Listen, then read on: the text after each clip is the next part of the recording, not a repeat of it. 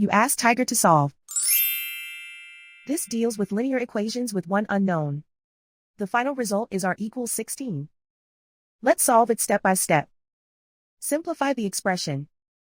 Expand the parentheses. Simplify the arithmetic. Swap sides.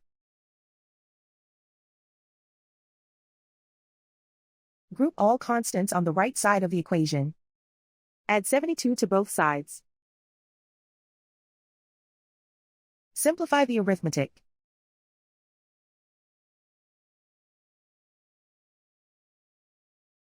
Isolate the r.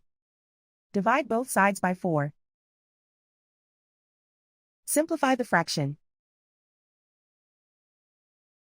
Find the greatest common factor of the numerator and denominator. Factor out and cancel the greatest common factor. And so the final result is r=16.